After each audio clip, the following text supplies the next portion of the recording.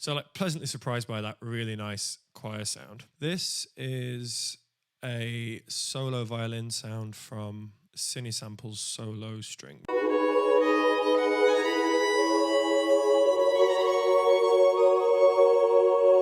The shortfalls of using, you know, a slightly less in-depth orchestra like the Spitfire Symphonic Orchestra, these are great.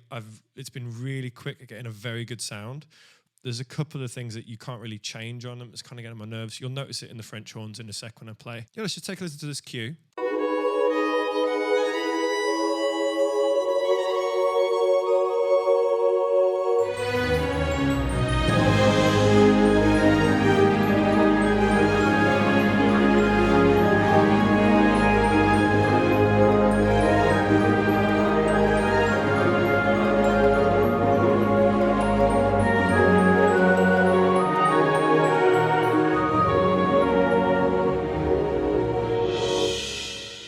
Not bad. It does sound good.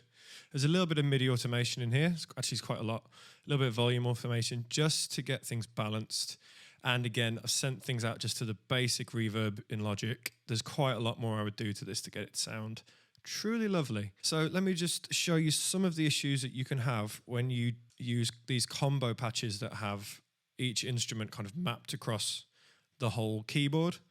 It's good for convenience, you get it in very quickly, but I've found that you can struggle to get the separation or even just the sweetness of each part coming through. If I just play the strings, for example.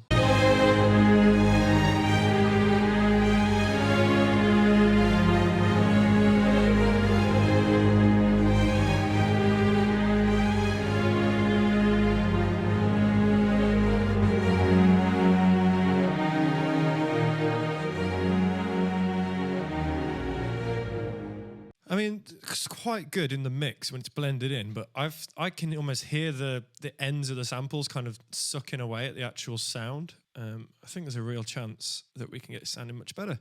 I'm actually really surprised and happy with the percussion sounds I've managed to get out of this.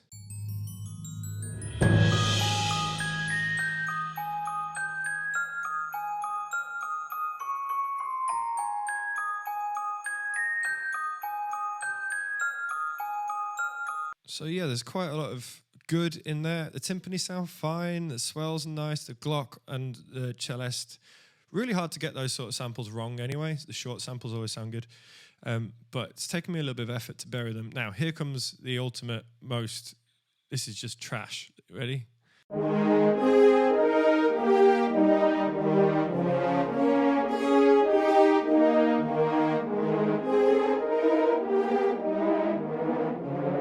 Like, I don't even know what's happening. It's doing some sort of weird vibrato-y thing on here. What I would prefer to do is take these and let's break them out into some individual instruments. So I'm going to unfreeze them. Let's take a look. This is Orchestral Essentials from ProjectSAM. Really good, but kind of annoying. Well, it's good. Like, it's good enough to have it on your laptop hard drive and it'd just be there and ready to go if you wanted to do a quick one. Well, I might, depending on whether I get hungry and give up. That already sounds nicer to my ear.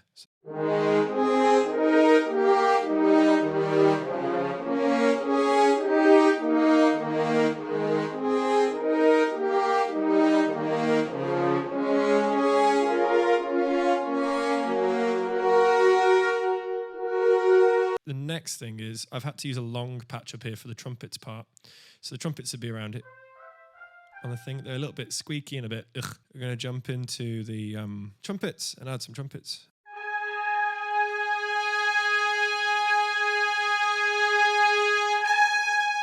Nice. It's just nicer. I'm quite into it.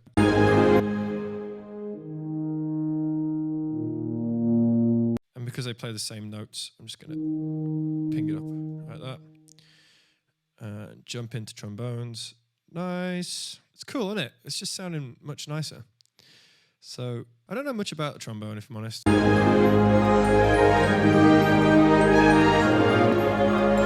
Very nice. It's just started to come together a little bit more.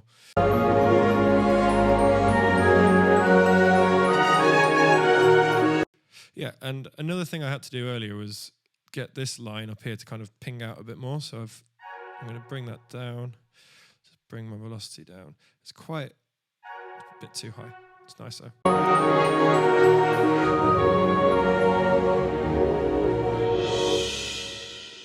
Very nice. And we're kind of getting there with this fantasy thing. The next thing I want to do is, I don't need that.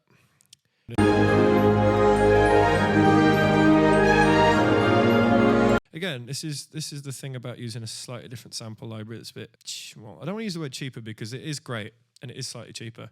It's just got less sample density and meat to it. So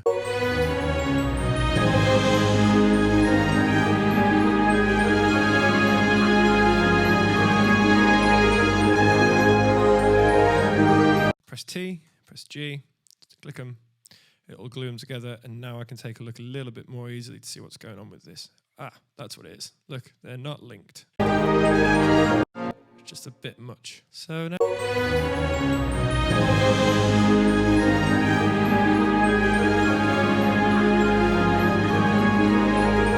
so the horns are actually doing a supporting line here, which is beautiful.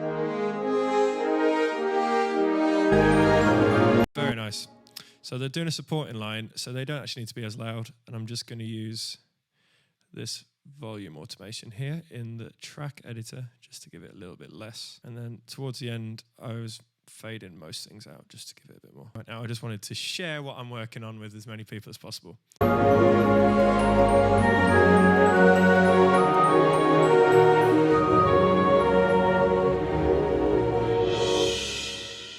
Very nice.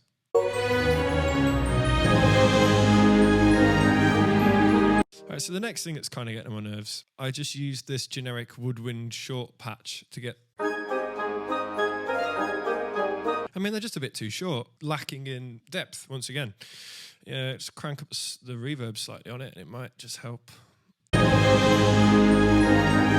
mean, ultimately, it doesn't really matter what samples you use if they're all together like this. It's just you want to make sure the ones that poke out are nicely mixed, I suppose, or just nicely put together. Otherwise, you'll just start hearing these weird farty noises that you don't like.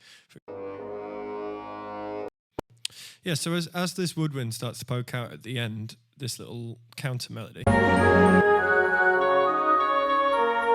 Yeah, it's kind of crossing over the crossover on the keyboard where there's the oboe and the clarinet and the flute are all kind of crossing over but not overlapping. I'm going to separate them all out into their own tracks. Da, da, da, da, da. Maybe that's probably... Very nice. I've got a 4-part chord in there. It's all in octaves, spread octaves. Clarinet. Let's put the longs in because they're not particularly huge. Just get it to kind of help sweeten it out. And then we're going to come in here, select top note, delete it. Top note. They get very squeaky up there. That should help. So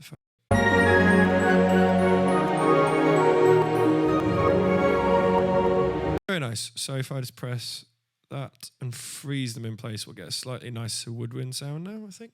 Oops.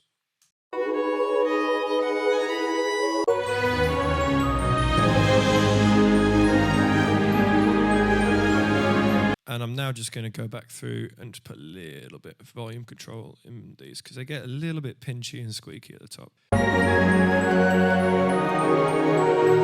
After having sketched out the MIDI, going into this is my refinement stage, it's kind of refining the instruments I'm happy with. We're just going to jump in and improve the strings down here.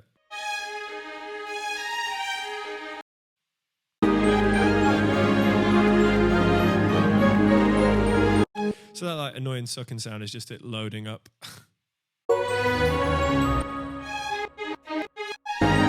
I really like that sound a lot more than I like the other one.